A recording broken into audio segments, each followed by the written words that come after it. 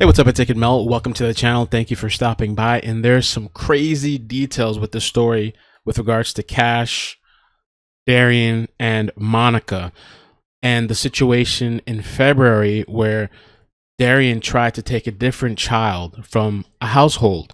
There's some interesting details. Thank you to the person that sent me this article. I'm going to read you the information, and then we're going to watch the news clip.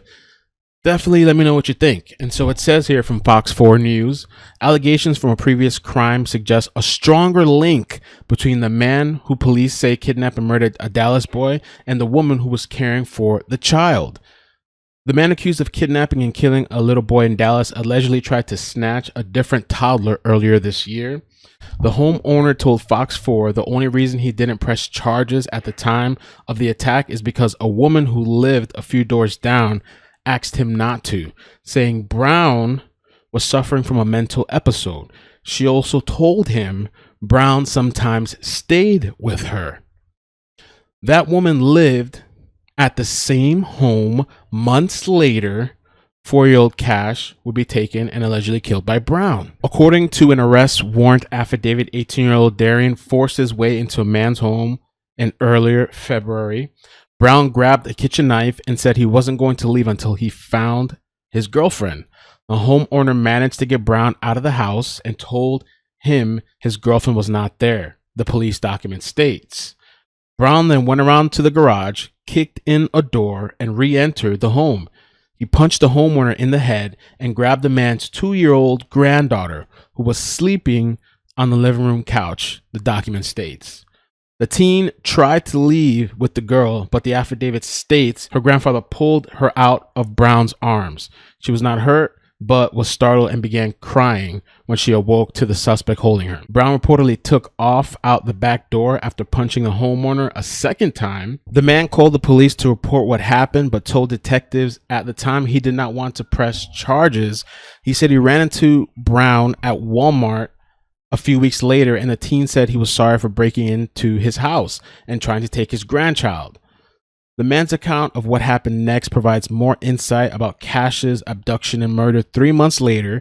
He says he didn't initially press charges the night of the incident because the woman who was caring for Cash and lived a few doors down came over and said Brown, who sometimes stayed at her home, was having a mental health breakdown and needed help.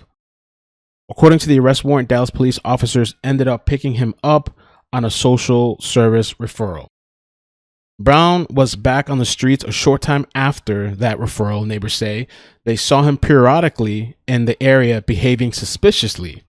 While police have not said if they know the motive for Cash's murder, court records do describe his abduction. The man changed his mind about pressing charges 2 weeks ago after Brown was arrested for breaking into a home on the same street in Southwest Dallas. So the charges that were added on for Brown was for the incident in February. He was charged with burglary and injury to the elderly for the February incident. The charges against him were also upgraded to injury to a child in connection to Cash's death. He was already charged with kidnapping and burglary for that case. Injury to a child is often filed when it's not clear if murder could be proven.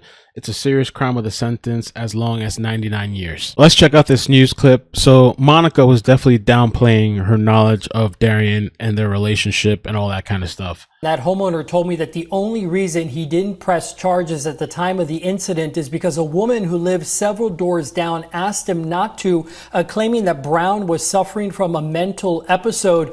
She also reportedly told him that Brown sometimes stayed with her. That woman lived at the same home where months later little Cash Gernon would be taken from and allegedly killed by Brown. On February 8, 2021, Dallas police say 18-year-old Darriynn Brown broke into this home on Florina Parkway, assaulted the homeowner, and tried to take the man's 2-year-old granddaughter. The grandfather was too shaken up to talk on camera, but told me Brown suddenly appeared in his home and said he was looking for his girlfriend and began checking rooms and closets. The homeowner, who did not know Brown, said he grabbed a knife and told Brown to leave. Brown went out a garage door but forced his way back inside. That's when, according to an arrest affidavit, Brown grabbed the man's 2-year-old granddaughter asleep on the couch and began to carry her towards the laundry room located near the rear of the residence. The homeowner grabbed his granddaughter back.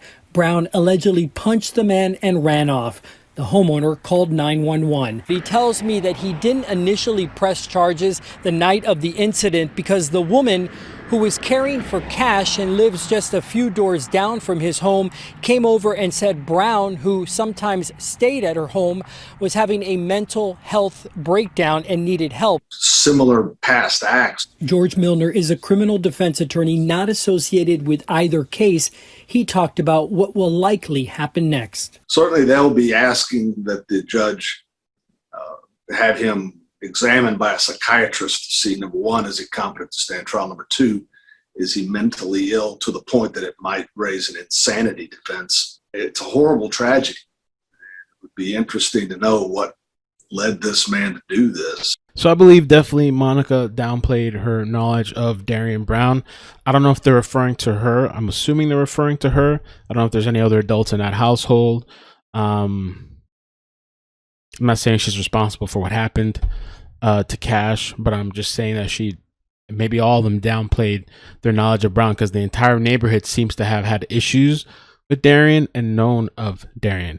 Now, I saw an article somewhere stating that supposedly Darryn's attorney is stating that that's not him on camera and that he's innocent. So we'll have to see what happens. I wonder if they're going to be able to use his mental health as a way to get him lesser charges or maybe into some sort of insanity plea. I don't know if that's even going to work out or how that works out. But yeah, thank you guys for all the support. Please hit the like and subscribe. Turn on the bell notifications. Take care of yourselves. Peace.